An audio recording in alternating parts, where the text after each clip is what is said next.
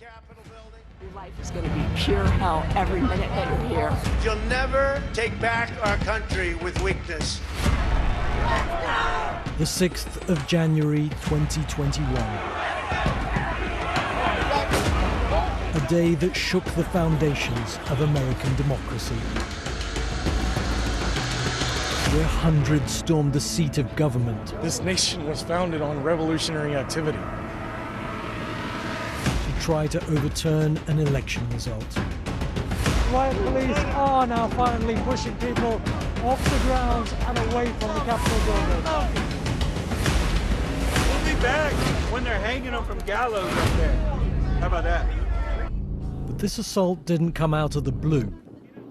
I call on President Trump to go on national television now and demand an end to this siege.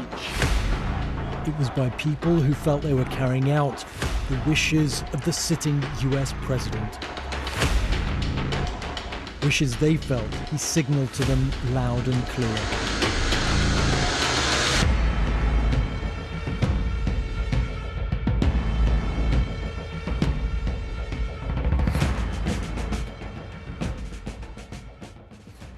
This is the story of one of the most tumultuous weeks in living memory in Washington, a city that had already started to feel like one dreading the next move of a cornered Donald Trump.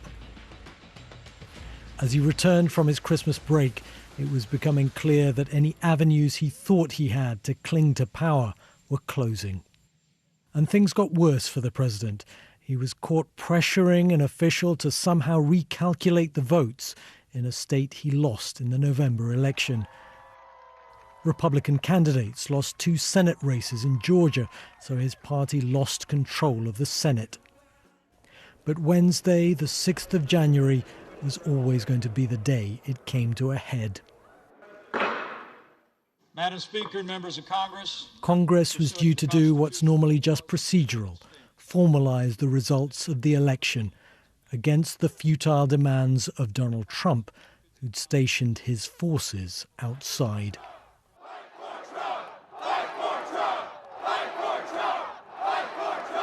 Fight for Trump.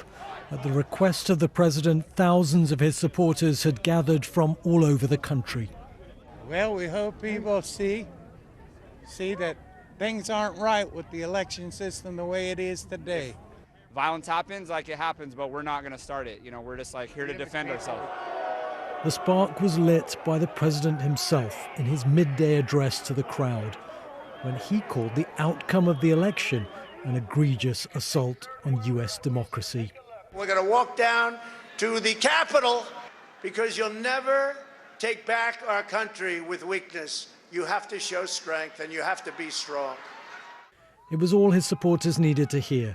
Even before his 70-minute speech finished, they started to march up to Capitol Hill, where that session to confirm the election result was in progress. Soon what looked like the entire crowd was heading that way. There were some attacks on journalists, another consequence of the rallying cries of the president. Within 20 minutes of the end of his speech, Donald Trump's supporters were surrounding the Capitol building. Handfuls of officers tried to fend them off as best they could, but they were overwhelmingly outnumbered. Clashes went on, but protesters were now breaching cordons all around the grounds, climbing platforms that had been set up for Joe Biden's inauguration exactly 2 weeks later. And then, in barely believable scenes, they started scaling the walls of this historic seat of American legislative power. It didn't stop there. With little to stop them, the crowd became intent on storming the building. Within a matter of minutes from the initial breach, scores of people were inside, and it would eventually become hundreds that made their way to the doors of the chamber where the session had been abruptly halted. Many politicians had been rushed to safety. Others took cover where they were. I've never had a panic attack, but I think that's what I was having. My heart was pounding very, very hard. I was having a little bit of trouble catching my breath, and I felt almost paralyzed. In the melee outside the chamber, a single shot was fired by police. One protester, 35-year-old Ashley Babbitt, dropped to the ground and died. In another part of the building, US Capitol Police officer Brian Sicknick was violently confronted by protesters and later died of his injuries. Both of the dead, on opposite sides of this battle in the heart of Washington, had been military veterans. With the assault still underway, the president-elect couldn't hide his disgust and dismay. I call on President Trump to go on national television now and demand an end to this siege. But inside and outside the US Capitol, protesters were now giddy with excitement and in jubilant mood. Ryan Selesky from Virginia had been one of the first to get in. I met him as he emerged from the building. But then I realized, I was like, if we overwhelm them, we can push through, because we just wanted to be inside. So we made it up the stairs. We started knocking on, individual doors, hoping that somebody would come out. Then we made our way to the chamber.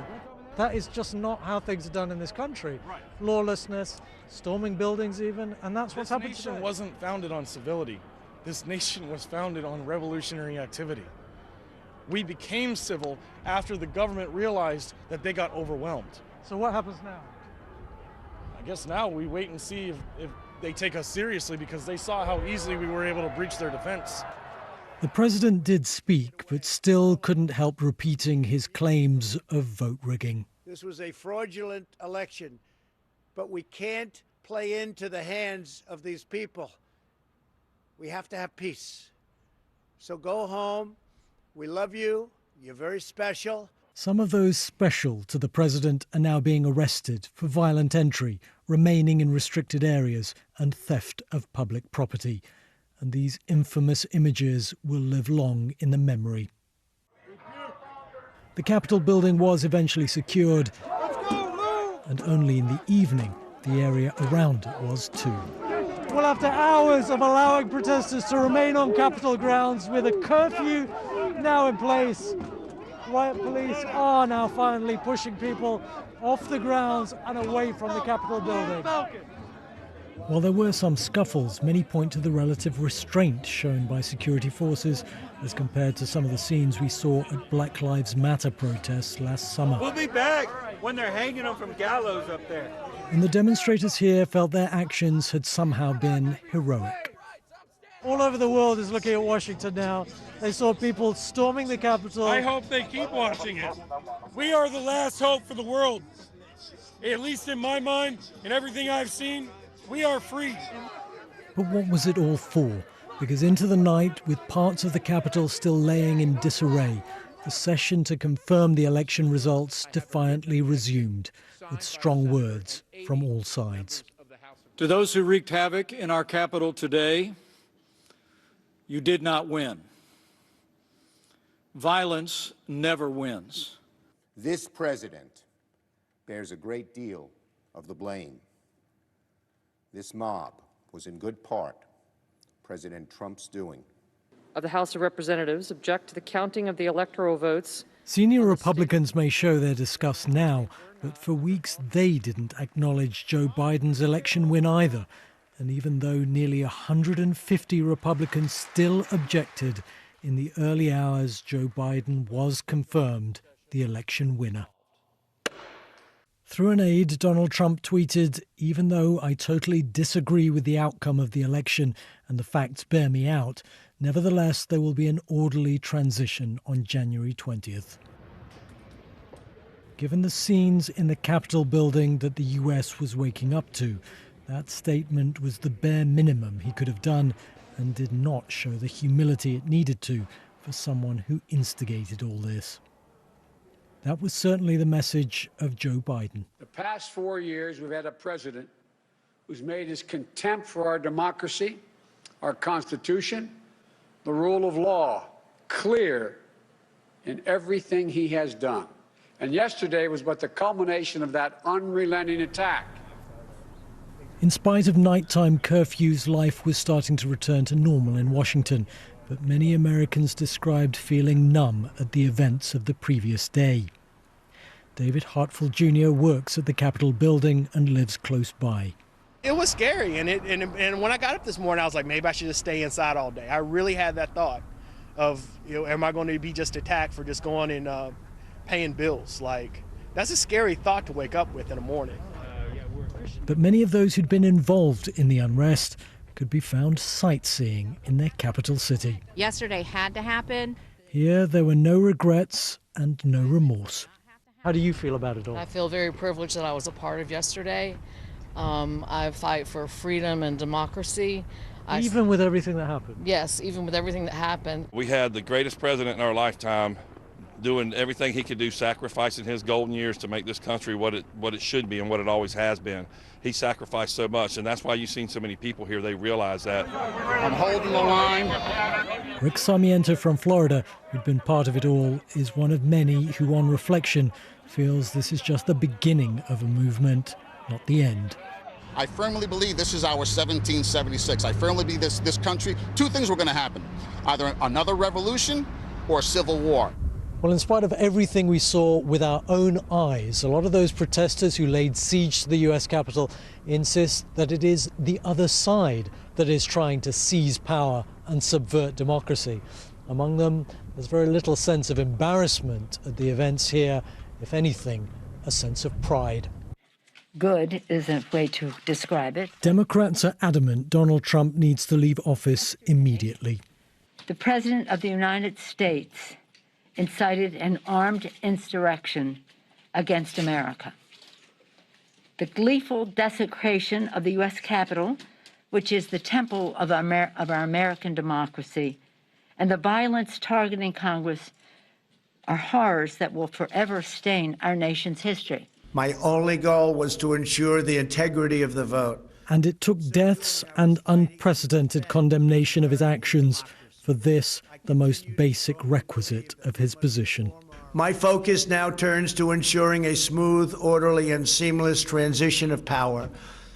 This moment calls for healing and reconciliation.